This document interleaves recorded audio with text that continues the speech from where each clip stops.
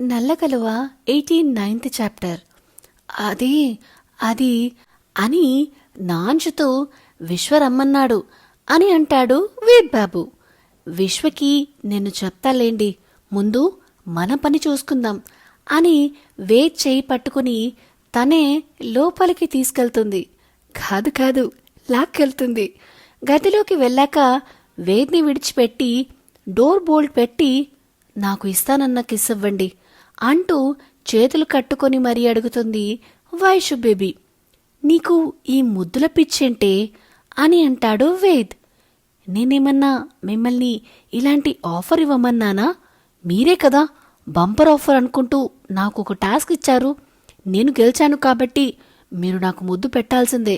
ఇదే మీరు నాకు దసరాకి ఇచ్చే పెద్ద గిఫ్ట్ అని అంటుంది వైషు బేబీ. తప్పదా అని నీరసంగా అంటాడు వేద్ బాబు. తప్పదు, ఈ ఒక్కసారికి నన్ను ఎక్స్క్యూజ్ చేయి, నెక్స్ట్ టైం నువ్వు గెలవలేని టాస్క్ ఇస్తా అంటాడు. అప్పటి సంగతి అప్పుడు చూసుకుందాం, ముందు గెలిచిన టాస్క్ బహుమతి ఇవ్వండి అని అంటుంది. సరే ఇస్తాలే, అటు జరుగు అంటాడు. ఎందుకు, ఇక్కడ వాస్తు బాలేదా అని అంటుంది. అవును అని వేద్ వెట్టకారంగా అనగానే గుర్రుగా చూస్తూ పక్కకి జరుగుతుంది. వేద్ వైషుకి ఎదురుగా ఉన్న అద్దం దగ్గరికి వెళ్ళి అద్దంలో కనిపిస్తున్న వైషుకి ముద్దు పెట్టేశా అని పల్లెకిలిస్తాడు. వైషు సీరియస్గా చూడడంతో మ్యూట్ అయిపోతాడు. వైషు వేద్ మీదకి వస్తూ, ఏంటి ఓవర్ చేస్తున్నారు? నాకు మీరు ముద్దు పెట్టాల్సిందే, అది కూడా డైరెక్ట్గా లిప్ లాక్ కావాల్సిందే అనుకుంటూ మీదికి వస్తుంటే వేద్ వెనక్కి జరుగుతూ బెడ్ మీద పడిపోతాడు. వైషు కూడా వేద్ కాలు తట్టుకొని వేద్ మీదే పడి వేద్ పెదాల దగ్గరకు తన పెదాలను తీసుకెళ్లి స్మూత్గా వేద్ పెదాలని తన పెదాలతో రబ్ చేస్తూ పెట్టండి అని హస్కీ వాయిస్తో అంటుంది. మన వేద్ బాబు పుష్ప 2లో అల్లు అర్జున్లా తప్పించుకోవాలి అని చూసిన వైషు రష్మికల వదలకపోయేసరికి వైషు పెదాలు తన పెదాల్ని తాకుతూ ఉంటే బాబుగారి శరీరంలో పెను మార్పులు జరుగుతుంటే తట్టుకోలేక వైషు పెదాలని అందుకుంటూనే వైషుని కిందికి చేర్చి తన మీదికి చేరిపోతాడు వేద్ బాబు. వైషు బేబీ తేనెలూరే పెదవుల్లో ఉన్న మకరందాన్ని గండు తుమ్మిదలా జుర్రుకుంటూ ఈ లోకాన్ని మర్చిపోతాడు వేద్ బాబు. ఇటు వైషు కూడా ఏదో కాస్త చిన్న ఆశ, చాక్లెట్ కోసం ఆశ పడితే పెద్ద చాకోబార్ దొరికినట్టు ఫీల్ అయ్యి వేధిస్తున్న ముద్దును ఆస్వాదిస్తూ ప్రపంచాన్ని మర్చిపోతుంది. ఇద్దరూ కాలాన్ని మర్చిపోయి ముద్దులో మునిగిపోయి ఉండగా వైషు అని వినిపించిన కమలగారి వాయిస్కి ఈ లోకంలోకి వచ్చి పెదాలని దూరం జరుపుతాడు వేద్ బాబు. ఈ లోకంలో వచ్చిన వేద్ బాబు తనేం చేశాడో అర్థమయ్యి, రాక్షసి నన్ను కూడా చెడగొడుతున్నావు కదే అని కసిరి వైషు మీద నుండి లేవగానే వైషు అని మళ్ళీ పిలుస్తారు కమలగారు.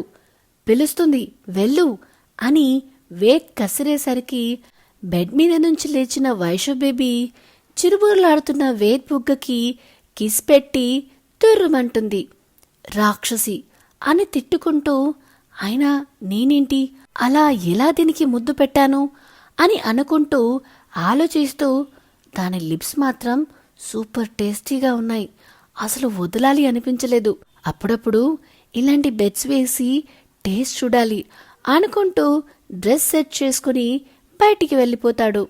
వేద్ అలా ఆ వీధిలో నడుచుకుంటూ వెళ్తుంటే దారిలో ఒక టీ కొట్టు దగ్గర విశ్వ టీ తాగుతూ కనిపిస్తాడు.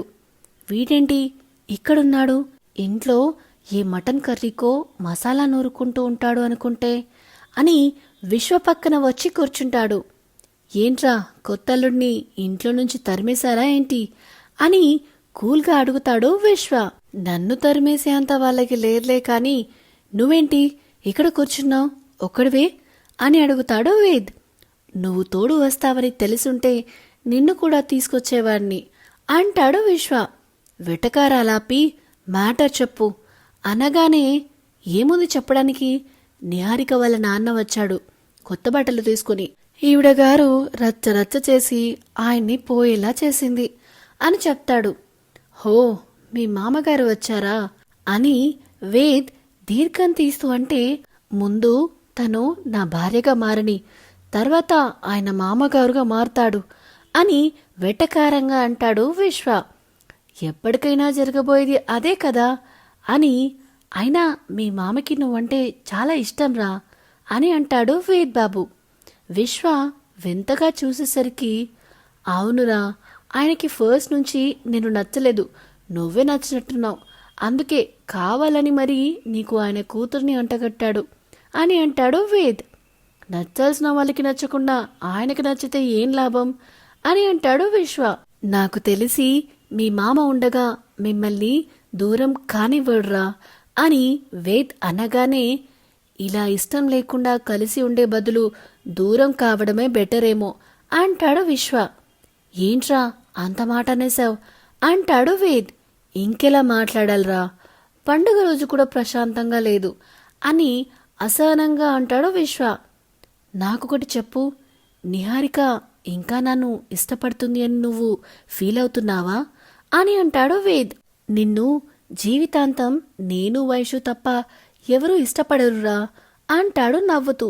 రేయ్, నిన్ను ఎంత మాట అన్నావురా నన్ను అని విశ్వను కొడుతూ ఉంటే, నిజమే కదరా నేనన్నది, నువ్వే చెప్పురా, నీకు పరిచయమైనప్పటి నుంచి నీకు ఇప్పటి వరకు నీతో కంటిన్యూగా ఉన్నవాళ్ళు ఎవరురా అనేసరికి వేద్ ఆలోచనలో పడతాడు. వేద్ ఎక్కువగా ఎవరితో కలవడు.